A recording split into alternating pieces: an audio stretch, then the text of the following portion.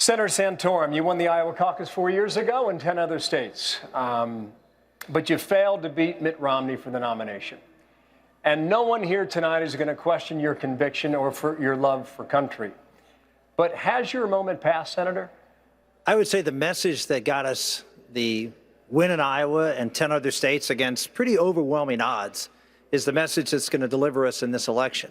You know, we didn't start out 4 years ago at the top of the heap. We were behind where we were today, but we stuck to our message. We stuck to the fact that Americans are tired of Washington corporate interests and Democrats who are interested in just politics and power, and they're looking for someone who's going to fight for them, looking for someone who's going to grow the manufacturing sector of our economy. So those 74% of Americans who don't have a college degree or have a chance to rise again, someone who's going to stand up and be very clear with our enemies as to the lines that are going to draw and stand with them. I've got a track record. The reason I did so well last time is not just because of the vision. It's because I have a track record in Washington, D.C. of getting things done. Iran sanctions.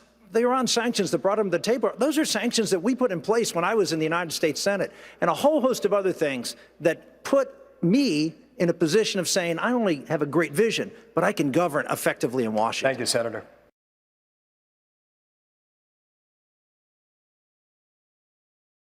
Senator Santorum, you would argue you have one of the tougher positions on illegal immigration in the entire 17 candidate field at the moment. We often talk about this issue on the abstract level in Washington, D.C., but you know how it's being talked about in states like Iowa and New Hampshire among illegals in our country today, 11 million plus. And some are asking, what would you say to a child born and raised in America who could see their family broken apart by your policy? My father was born in Italy, and shortly after he was born, my grandfather immigrated to this country. Under the laws of this country, he wasn't allowed to be with his father for 7 years. Spent the first 7 years of his life in fascist Italy under Benito Mussolini. Not a very pleasant place to be. I asked my dad after, obviously, I found out about this, and I said, didn't you resent America for not letting you be with your father in those formative and very threatening years? You know what he said to me? America was worth the wait. We're a country of laws, Bill. We're a country of laws, not of men, not of people who do whatever they want to do. I know we have a president who wants to do whatever he wants to do and take his pen and his phone and just tell everybody what he thinks is best. But the reason America is a great country, the reason is because our compassion is in our laws. And when we live by those laws and we treat everybody equally under the law, that's when people feel good about being Americans. And I put forth an immigration policy that is as strong in favor of the folks who are struggling in America the most than anybody else. It's the strongest pro-worker immigration plan. It says that after 35 million people have come here over the last 20 years, almost all of whom are unskilled workers, flattening wages, creating horrible opportunity, a lack of opportunities for unskilled workers. We're going to do something about reducing the level of immigration by 25%. We're going to be tough at the border. We're going to be tough on all of the illegal immigrants that everybody else in this field. We're going to be different. We're going to be actually out there trying to create a better life for hardworking Americans.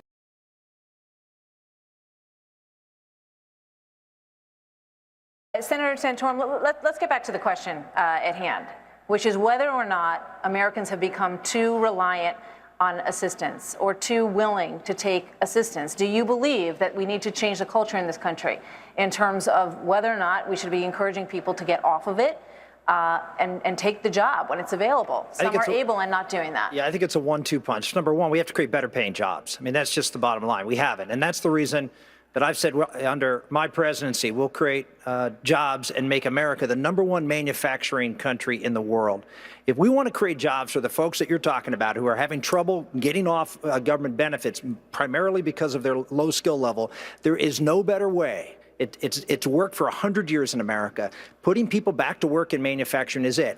I'm going to be introducing a plan which I call the 2020 Perfect Vision for America. It's a 20% flat rate tax. It'll take a blowtorch to the IRS. It will create a manufacturing juggernaut in this country. And you combine that with reforms of our welfare system.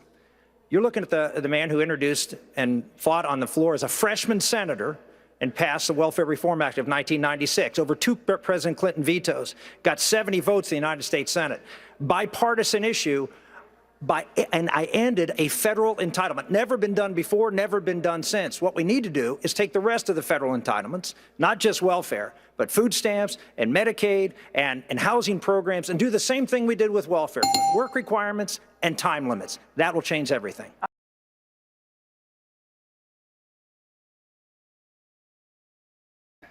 Next question on the U.S. Supreme Court. It's been 42 years, Senator Santorum, since Roe versus Wade, and many consider in this country to be a case of settled law. Recently, the U.S. Supreme Court ruled on same-sex marriage. Is that now settled law in America today? It is not any more than Dred Scott was settled law to Abraham Lincoln, who in his first inaugural address said, it won't stand. And they went ahead and passed laws in direct contravention to a rogue Supreme Court. This is a rogue Supreme Court decision. Just like Justice Roberts said, there is no constitutional basis for the Supreme Court's decision. And I know something about this. One of the times the Supreme Court spoke that I thought they were acting outside of their authority was in a partial birth abortion case. You know, these Planned Parenthood tapes, what they're showing are partial birth abortions. Abortions being done where the baby's being delivered first to preserve those organs, and then they crush the skull. Well, the Supreme Court found a bill that I was the author of unconstitutional. What did I do? I didn't stop. I didn't say, oh, well, we lost. It's the law of the land. We worked together, the House and Senate, under my leadership, and we passed a bill, and we said, Supreme Court, you're wrong. We're a co-equal branch of the government. We have every right to be able to stand up and say what is constitutional. We passed a bill, bipartisan support, and the Supreme Court, they sided with us. Sometimes it just takes someone to lead and stand up to the court. All right, Senator, thank you.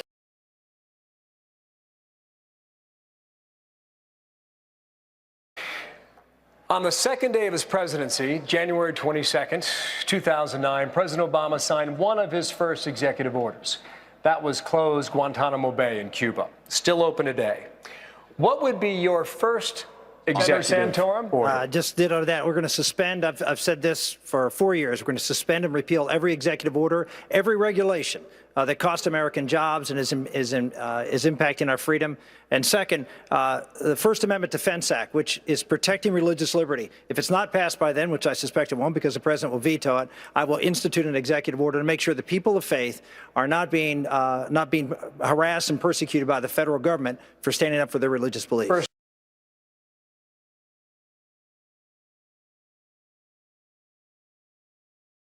President Obama promised hope and change for the country, yet 60% of Americans are not satisfied with the shape that the country is in right now. Many think that America has lost its can-do spirit and that is not the nation that it once was.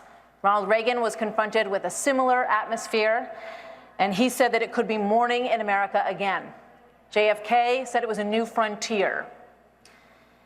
FDR said that we had nothing to fear but fear itself. How would you do it? I came to Washington, D.C. in 1990. That sounds like a long time ago. It was 25 years ago, and I came by defeating a Democratic incumbent. I came as a reformer. I started the Gang of Seven, and it led to the overtaking of the 40-year Democratic rule of Congress because I stood up to the old boy network in Washington, D.C. because I believed that Washington was not the solution, that Washington was the problem, just like Ronald Reagan said. I was a child of Ronald Reagan. And I went there, and for 16 years, I fought the insiders and was able to get things done. That's the difference. We need to elect someone who will stand with the American people, who understands its greatness, who understands what an open economy and freedom is all about, but at the same time has a record of being able to get things done in Washington like we've never seen before. Reforms, everything from moral and cultural issues to economic issues. Those of you who have health savings accounts. Health savings accounts was something that we introduced. It's a private sector solution that believes in freedom, not Obamacare, that believes in government control. Those are the things we brought, and we were able to get things done. If you want someone who's not going to divide Washington but gets things done, then you should make me your president.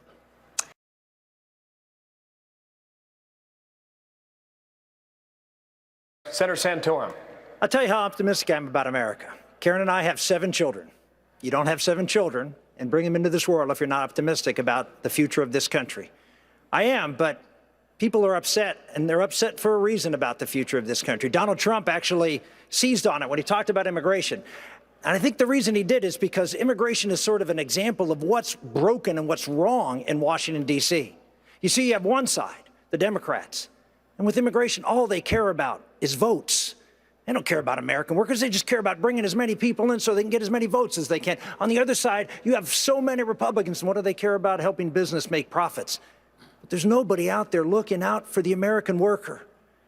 I'm looking out for the American worker. I'm the only one in this stage who has a plan that's actually going to reduce immigration, actually going to do something to help the American worker. And you combine that with a plan to make manufacturing this country #1 in manufacturing, you've got someone who's going to help revitalize and give hope to America where the places that is the most hopeless today. That's why I ask for your support for president.